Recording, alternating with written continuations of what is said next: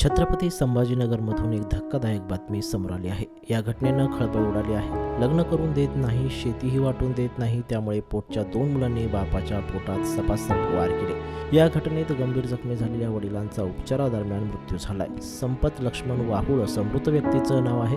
पोलिसांकडून मिळालेल्या माहितीनुसार संपत वाहुळ हे वडगाव कोल्हाटी येथील रहिवासी असून त्यांना पोपट वाहुळ आणि प्रकाश वाहुळ हे 2 मुले आहेत। वाहुळ यांच्या नावावर शेती आहे, तर 2 मुले खाजगी कंपनीत काम करतात। 8 मे रोजी रात्री 7:30 वाजेच्या सुमारास संपत वाहुळ हे एकटे घरी होते। लहान मुलगा प्रकाश हा कंपनीतून घरी येताच वडिलाला शिवीगाळ करू लागला।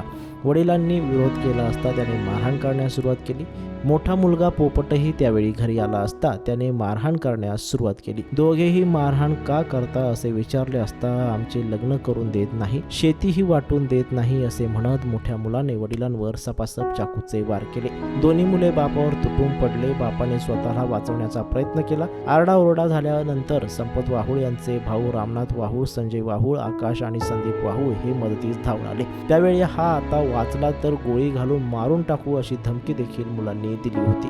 दरम्यान त्यानंतर संपत वाहुळ यांना जखमी अवस्थेत उपचारासाठी घाटी रुग्णालयात दाखल करण्यात आले होते। या प्रकरणी दोन्ही मुलांवर जीवे मारण्याचा प्रयत्न केला म्हणून वाळूज MIDC पोलीस ठाण्यात गुन्हा दाखल करण्यात आला होता।